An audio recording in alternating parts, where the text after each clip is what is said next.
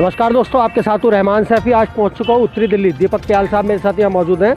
मुद्दा है, आज कर्मचारियों के कहने पर यहाँ पर पहुँचा हूँ और कर्मचारियों का ये कहना है कि हर तीसरे महीने जो है एक दिन की उनकी जो है वेतन काट लिया जाता है प्रशासन द्वारा। और जो सबसे बड़ा मुद्दा है यहाँ पर वो है EPF का। उसके ऊपर क्या कहना है वहाँ के कर्मचारियों का, जो प्याल साहब से बराबर आए दिन कहते रहते हैं, तो उसकी सच्चाई जानने पहुँचा हुआ है प्याल साहब से। प्याल साहब, तमाम कर्मचारियों से बात कर चुका हूँ और सबका यही कहना है कि EPF की बड़ी समस्या है उत्तरी दिल्ली में। आप इसको किस नज़र से देखते हैं? आखिर ये क्यों उनके साथ कुठाराघात किया जा रहा है? देखिए सैफी साहब, सबसे पहला आपके चैनल का मैं धन्यवाद करता हूं, जो समय समय पर आप मज़दूरों की आवाज़ को उठाते हैं और सभी कर्मचारियों की आवाज़ को बुलंद करते हैं। जहां तक EPF का सवाल है, जितनी भी हमारी गवर्नमेंट है उन सब की नाक के नीचे ये धांधलेबाजी चल रही है। 33,000 करोड़ से ऊपर का ये गबन है, घोटाला मैं कहूँगा इसको, बीजेपी सरकार द्वारा और प्रशासनिक अधिकारियों द्वारा जो मिली भगत है उसको मैं कहूँगा कि ये EPF का एक घोटाला है, जिसमें तमाम कर्मचारियों का हमारे जो EPF के पैसा हर महीने काटा जा रहा है, उस पैसे को अकाउंट तक भेजने का काम नहीं कर रहा है प्रशासन।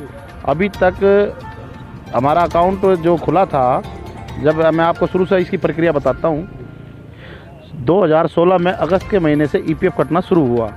फिर उसके बाद EPF का अकाउंट खोला गया 2018 अक्टूबर में।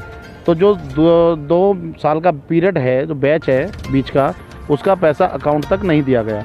दूसरा, EPF अकाउंट का जो इन्होंने ओपनिंग की, उसके अंदर जो 10 अक्टूबर से इन्होंने किया, उसके बाद में इन्होंने अभी तक भी पैसा पूरा अपडेट नहीं किया।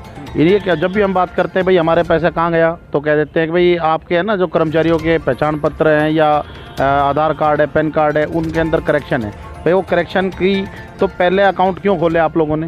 कैसे अकाउंट खोले? जब इन अकाउंट के होल्डर जो हैं उनका आधार या पैन कार्ड के अंदर करेक्शन था, तो आपने उसको ओपन क्यों किया अकाउंट को? क्यों EPF काटा? किसने अथॉरिटी दी आपको EPF काटने की? और जब आपने EPF काट लिया है, जैसे कि हमारा 2016 से 2018 तक का पैसा है, वो EPF अकाउंट में क्यों नहीं आया अभी तक? फिर 2021 से मई के महीने से फिर आना पैसा बंद हो गया EPF के अंदर, लेकिन सैलरी से प्रॉपर वे में पैसा कट रहा है। हर महीने हमारा EPF का पैसा काटा जा रहा है। जब भी हमने अधिकारियों से बात, कर्मचारियों का कितना पैसा वो कटता होगा हर महीने? लगभग अभी 1800 रुपये कट रहा है एक कर्मचारी का। हाँ जी, पर कर्मचारी का 1800 रुपये के हिसाब से जा रहा है। ऑल डिपार्टमेंट पैसा है, पूरी नॉर्थ दिल्ली के अंदर ये मसला है, और उस पैसे का कोई भी हिसाब किताब किसी भी अधिकारी के पास नहीं है। सारे कर्मचारियों का एक मोटा मोटा आंकड़ा जोड़ा जाए तो हर महीने लगभग कितना पैसा प्रशासन EPF के नाम पर काट रहा है? देखिए, करोड़ों रुपए की इसमें घोटालेबाजी है हर महीने, और इसका अब तक लमसम में कम से कम तो 33,000 करोड़ के आसपास ये पैसा हो चुका है, जो EPF का पैसा है, मजदूरों की नेक कमाई का पैसा है। आज हमें हमारी सैलरी जो 16,700 कुछ रुपए है, वो पूरी ना मिलके इस EPF के कारण हम लोगों को सैलरी मिलती है 12,000 13,000। अब उस 13,000 रुपये में हम अपना घर नहीं चला पाते। वो पैसा जो हमारा जमा है, वो पैसा हमें क्यों नहीं दिया गया अभी तक? हम ये सवाल करते हैं प्रशासन से। हमारे मेयर महोदय जवाब दें इस बात पे, आयुक्त महोदय जवाब दें इस बात पे, या उपायुक्त महोदय जवाब दें इस बात पे, या हमारे SS जवाब दें इस बात पे। आखिर इतनी सारी यूनियन उत्तरी दिल्ली नगर निगम में काम करती हैं, नॉर्थ दिल्ली में काम करती हैं, साउथ दिल्ली में काम करती हैं, तमाम जगहों पर यही सारी समस्याएं पूर्वी दिल्ली नगर निगम में करती हैं। इतनी सारी यूनियन, इतने सारे कार्यकर्ता होने के बावजूद भी एक कच्चा कर्मचारी जो 12-13 हज़ार रुपये तनख्वाह लेता है और सुबह ही सवेरे पूरी दिल्ली को स्वच्छ रखने का काम करता है, उसके साथ इतना कुठाराघात क्यों? आखिर इतनी सारी यूनियन क्या कर रही है उस कर्मचारी के लिए? प्याल साहब, देखिए, मैं तमाम संगठनों का आदर सम्मान करता हूं, क्योंकि तमाम संगठन भिन्न भिन्न तरीक़ों से कर्मचारी के काम में लगे हुए हैं, लेकिन कुछ संगठन ऐसे हैं जो कर्मचारी को गुमराह करके अपनी राजनीतिक रोटियां सेकने के लिए गुमराह करके उनका मिसयूज़ कर रहे हैं। निगम सरकार के इशारे पर काम करते हैं, क्योंकि निगम सरकार कह रही है कि बताओ सबको हमने पक्के कर दिए। कहाँ से पक्के कर दिए लोगों को? अभी 98 का भी बैच पूरा क्लियर नहीं हुआ है। शर्म आनी चाहिए, भ्रष्ट सरकार है ये बीजेपी की, इसको शर्म आनी चाहिए निगम सरकार को कि 98 के कर्मचारी को आज 23 साल हो गया है लगे हुए, लेकिन 23 साल तक भी कर्मचारियों का ना तो पक्के का कोई समाधान हुआ, ना उनका कोई स्थायी नौकरी हुई, ना उनका EPF का कोई जवाब दिया गया। आज बड़ी शर्म की बात है कि उत्तरी दिल्ली के अंदर कच्चा कर्मचारी रिटायरमेंट के लेकर के अपने घर जा रहा है। क्या उसका भविष्य है? क्या उसके बच्चे इज्जत करेंगे उसकी? आज उत्तरी दिल्ली के अंदर हमारा जो रिटायर्ड कर्मचारी है, उसका ना तो कोई बकाया दिया जा रहा है, ना उसका कोई लाभांश दिया जा रहा है। और तो और जिन आदमियों को रिटायर किया जा रहा है उनकी पेंशन बनाने के लिए भी 2 साल लगा रहे हैं।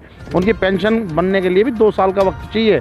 जब डिपार्टमेंट के अंदर से एक कर्मचारी को रिटायर किया जाता है तो उस कर्मचारी को 30 दिन पहले सारे उसकी फ़ाइल कंप्लीट हो जानी चाहिए, लेकिन उस कंप्लीट फाइल को नहीं करके उससे पैसे की अतिरिक्त मांग की जाती है।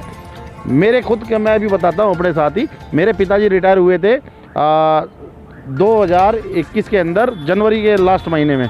तो जब वो रिटायर हुए 31 जनवरी को 2021 में, उनको अभी तक भी पेंशन लागू नहीं हुई।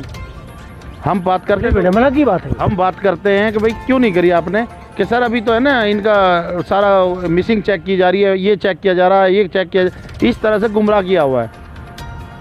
जिस जोन के अंदर कर्मचारी को रिटायरमेंट किया जाता है उसको 30 दिन पहले उसकी फाइलें कंप्लीट करके दे देनी चाहिए।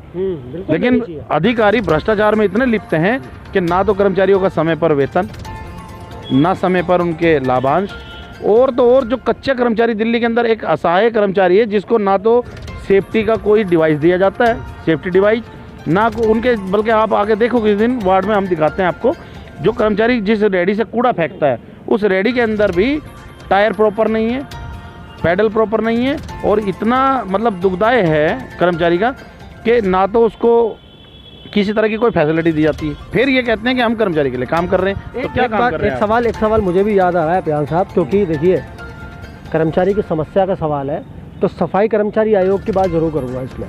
सफाई कर्मचारी आयोग जो है वो दिल्ली के कर्मचारियों को, उनकी कोई भी असुविधा उनको ना हो, उनके साथ कोई नाइंसाफ़ी ना हो, इसके लिए काम कर रहा है। हम आए दिन जो है सोशल मीडिया पर सफाई कर्मचारी आयोग की तरफ से उनके जो चेयरमैन है संजय गहलोत जी, उनके बहुत सारी चीज़ें हम देखते रहते हैं, चाहे व्हाट्सएप ग्रुप हो या कोई भी सोशल मीडिया साइट हो। क्या ये समस्या लेकर आप या आपकी यूनियन या उत्तरी दिल्ली या नॉर्थ दिल्ली के कर्मचारी उनके पास नहीं गए? उन्होंने क्या जवाब दिया या नहीं गए उनके पास? देखिए, जहाँ तक दिल्ली सरकार की बात करें तो मैं कहने में कोई भी संकोच नहीं करूँगा कि दिल्ली में केवल और केवल आश्वासन की सरकार चल रही है। ये दिल्ली सरकार नहीं, ये आश्वासन सरकार है। माननीय मुख्यमंत्री केजरीवाल साहब ने कोरोना जब वैश्विक महामारी फैली तो उसमें घोषणा की कि तमाम जो शहीद कर्मचारी होंगे जो कोरोना से पॉजिटिव पाए गए और वो शहीद होते हैं तो उनको 1 करोड़ रुपए की सम्मान राशि दी जाएगी। लेकिन बड़ा दुखद विषय है कि दिल्ली के मुख्यमंत्री जी की ये दलित विरोधी नीति जो है ये हमारी आज तक समझ में नहीं आई। अभी तक भी हमारे किसी सफाई कर्मचारी को कोरोना में शहीद होने के तहत किसी को भी सम्मान राशि नहीं दी गई। दूसरी बात कर रहे हैं आप आयोग की, हम किस आयोग की बात कर रहे हैं? दिल्ली के अंदर एक असहाय आयोग है जिसको उसके संवैधानिक हक नहीं दिए गए सरकारों द्वारा, क्योंकि हम अपने चेयरमैन साहब की भी बुराई नहीं करेंगे, वो भी प्रयास कर रहे हैं, लेकिन वो भी केवल जुमलाबाजी और आश्वासन में विश्वास करते हैं। जिस तरह के आश्वासन वो रोज़ प्रतिदिन तमाम व्हाट्सएप ग्रुपों पे डालते हैं कि भाई आज हमने ये किया, आज हमने वो किया, लेकिन कहीं भी कर्मचारी का ज़मीनी स्तर पर काम नहीं हो रहा। ईपीएफ का मुद्दा क्या आयोग को नहीं पता कि ईपीएफ काटा जा रहा है नॉर्थ दिल्ली के अंदर और आज तक कोई हिसाब किताब नहीं दिया गया? कहाँ है वो चेयरमैन, कहाँ है वो आयोग, कहाँ है उसके सदस्य जो आज तक भी ईपीएफ के लिए आवाज़ नहीं उठा रहे? कहाँ है वो दिल्ली सरकार जिस सरकार के ये नारे थे कि हम भ्रष्टाचार मुक्त सरकार बनाएंगे? आज दिल्ली के अंदर एमसीडी में सबसे ज़्यादा भ्रष्टाचार हो रहा है। आज एक साइन भी अगर जो हमें अपनी पे स्लिप पे साइन कराना होता है ना, उस पे स्लिप के लिए भी हमें पैसा देना पड़ता है। हम 500-600 रुपये वहाँ जब तक बिल क्लर्क को नहीं दे देंगे तो हमारा साइन नहीं होंगे। ये आज विडम्बना है निगम के अंदर। तो कहाँ गई वो दिल्ली सरकार, कहाँ है वो आम आदमी पार्टी? आज आम आदमी पार्टी कह रही है हम निगम में बहुमत से आ रहे हैं। आइए आप बहुमत से आइए। आप चोर चोर मुसेरे की भूमिका में हैं, चोर चोर मुसेरे भाई की भूमिका में हैं, और बीजेपी और आम आदमी पार्टी आपस में मिलकर काम कर रही है। ये लोग नहीं चाहते कि कर्मचारियों का भला हो। अब कर्मचारी को खुद फैसला करना कि निगम में किसकी सरकार होना चाहिए। सफाई कर्मचारियों के साथ एक बड़ी विडंबना, और ये मुद्दा अब बहुत बड़ा हो गया है उत्तरी दिल्ली नगर निगम के कर्मचारियों का। और मैं भी आपसे वादा करता हूँ प्याल साहब कि मैं भी वार्ड वार्ड जाकर कर्मचारियों की समस्याएं जानूंगा और तमाम जनता के सामने, दिल्ली की जनता के सामने वो लेके आऊँगा। तो दोस्तों मिलते हैं आपसे अगले मुद्दे में, तब तक के लिए जय भीम, जय भारत, जय संविधान।